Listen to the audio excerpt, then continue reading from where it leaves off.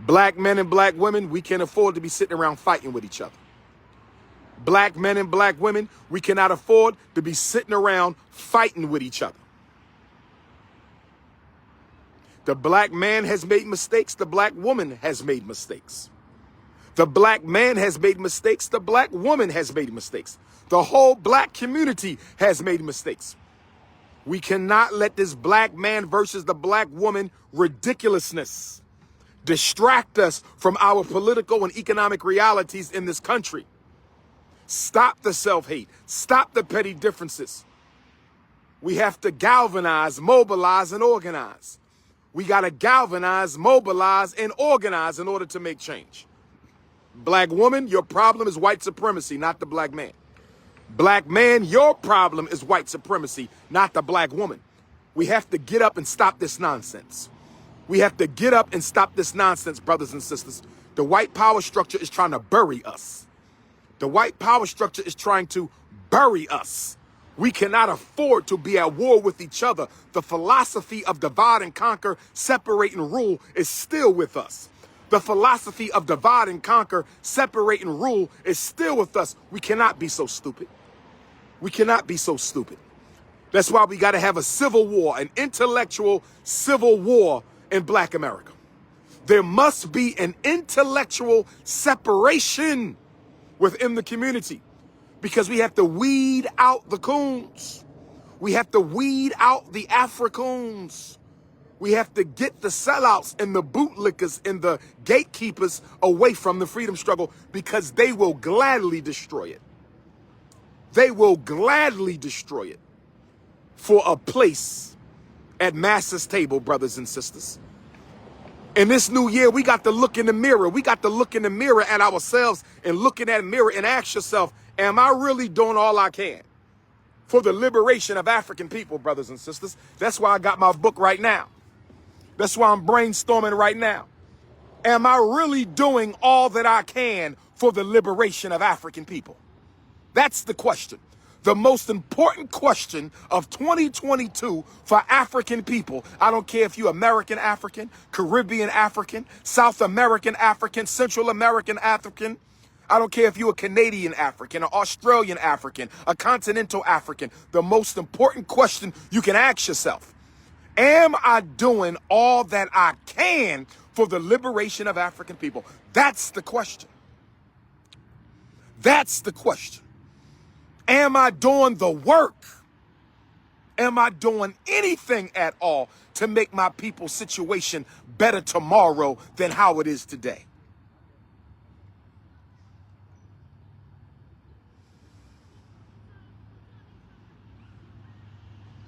See, the problem with a lot of us is black religion has given us a spiritual insurance policy. Black religion has given the American Negro a spiritual insurance policy. See, when you go to church and when you go to the mosque and when you go to the temple and you go to the Kingdom Hall, they give you an insurance policy. And that insurance policy says no matter what the white man does, no matter what you don't do, no matter how you spend your money, no matter how you let white folks miseducate your kids, no matter how much you let the police kill off your babies, you are going to heaven. So don't worry about this world. This is not the world for you to worry about. This is what the black church teaches black people. This is what the Sunni Orthodox masjid teaches black people. This is what the Jehovah's Witnesses teach black people. All religion teaches black people, don't worry about this world. It's not about this world. Let the white man have it. Let him own Africa. Let him own your community. Let him kill off your kids. Don't worry about it. That's how God wants it to be. You just do your prayers and give all your money to the church. Just do your prayers and give all your money to the church. And when you die, you're going to find out that we were telling you the truth all along. When you die, you're going to find out that this is how it was all designed by God. The poorer you are, the more likely you're going to go to heaven. The more you let white folks kill off your kids, the more likely you're going to go to heaven. The more you give your money to Gooey and Lucci and Nike and Maybach, the more likely you are to get into heaven. This is the problem we have. This is the problem we have. Religion has given us a spiritual insurance policy that prevents black people from ever getting serious about our reality. See, that spiritual insurance policy that you carry around in your subconscious, that your imam and your pastor and your priest gave you, that spiritual insurance policy that you carry around in your subconscious, given to you by your religious congregation, prevents you and many other black people from ever getting totally serious and totally committed to our struggle. The reason you can't get critically serious. See, now we talking about why black folks don't have more of this. Now we talking about why we ain't got no institutions. Now we talking about why we don't stick together, brothers and sisters. You have to look at this in the religious context of white supremacy. Black religion has already promised Negroes a better life after they die. So lazy ass black people who don't want to build no schools, lazy ass black people who don't want to build no hospitals, lazy ass black people who don't want to build no supermarkets, lazy ass black people who don't want to build no banks and distribution networks and factories, they say, I have a spiritual insurance policy. I don't have to do anything, Dr. Umar. I don't have to fight against police brutality. I don't have to guarantee my children a better education. I don't have to do none of that. Because what I understand, Dr. Umar, that you and the rest of you activists, revolutionaries, Pan-Africanists don't understand is that God set it up like this. God put the white man in charge, and the white man gonna stay in charge because God put him there until God changes his mind. So when I die, I'll get to go to heaven. That's the problem with religion. That's the problem with religion. The job of religion is to make white supremacy look like it was created by God himself. The problem with religion is it makes its victims accept white supremacy as if it was a divine decree. That's the problem with religion. Religion is the greatest ally of white supremacy. The black church is the greatest friend of white supremacy. The black church ain't done a damn thing for black people in 50 years except take their money and get them ready to die. I said it. Black church has done nothing for black people but take our money and get us ready to die. Listen. Listen. If there is no psychological revolution, let me deal with your statement. This brother just said every black movement was led by a black preacher. Every black movement was led by a black preacher. Well, first of all, that's not true, but most of them were. Most of them were. But if you are sitting here trying to tell me that the black church is a friend of the black community because Nat Turner was a preacher 200 years ago, and Dr. King was a preacher 60 years ago, and Henry Highland Garnett was a preacher 200 years ago, if you are trying to distract from the fact that the black church is a parasitic, hypocritical organization because you can name a handful of black revolutionaries who are pastors of the church, then I'm going to call you a coon.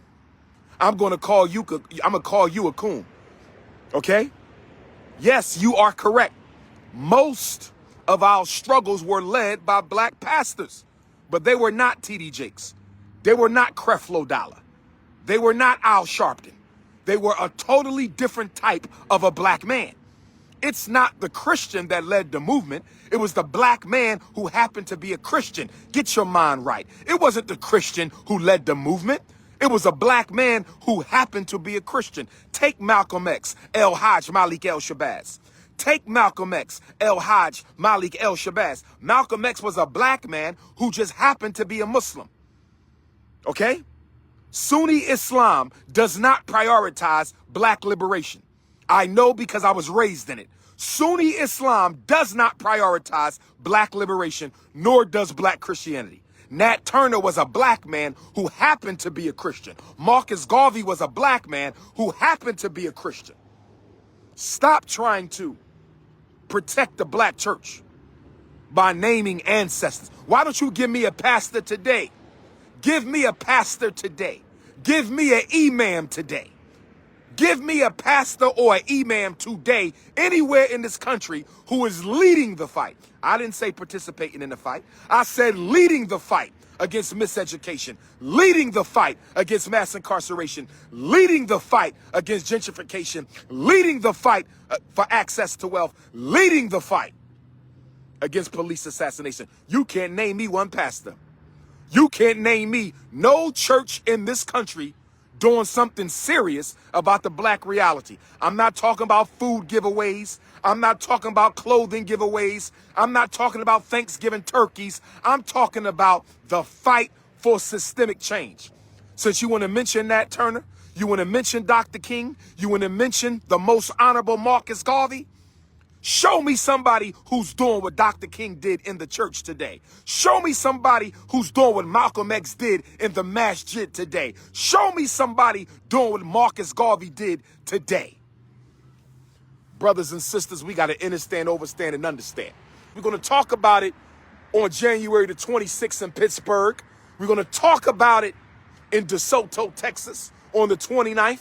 DeSoto, Texas. Saturday, January the 29th, we're going to talk about it, and we're going to talk about it in Shreveport, Louisiana on the 30th. All events are free, because this is not a hustle, it is a struggle.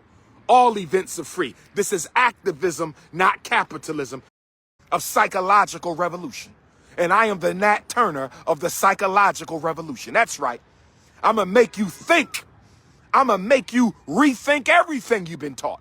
I'm going to make you rethink your religion. I'm going to make you rethink your politics. I'm going to make you rethink your economics. I'm going to make you rethink the black woman. I'm going to make you rethink the black man. I'm going to make you rethink the liberation struggle, brothers and sisters.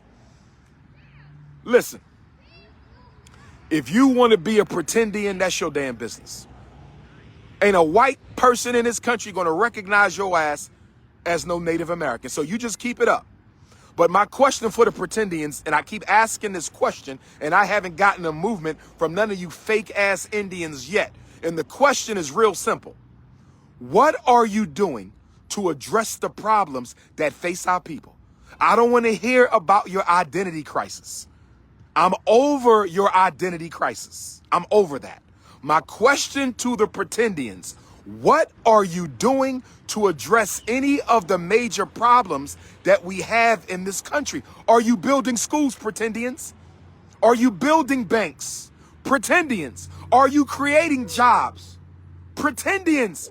Do you have a program to address police genocide? Pretendians. What are you doing about gentrification? Pretendians. Are you doing anything at all, or do you simply keep on intellectually masturbating your identity crisis? I am not interested in your identity crisis. Your identity crisis is not my identity crisis. What are you doing to address the problems of our people? Let me answer that for you. You're not doing anything. You're just another one of these groups that comes about every 10 to 20 years, distract black people with an irrelevant issue to keep them from doing real work. The problem with you intellectual masturbators, which includes the pretendians, is you don't do anything to change nothing. You just want to give black people a new name. You just want to give black people a new name. Well, guess what? We've had a whole bunch of new names, and not one of them have changed anything going on in our country, brothers and sisters.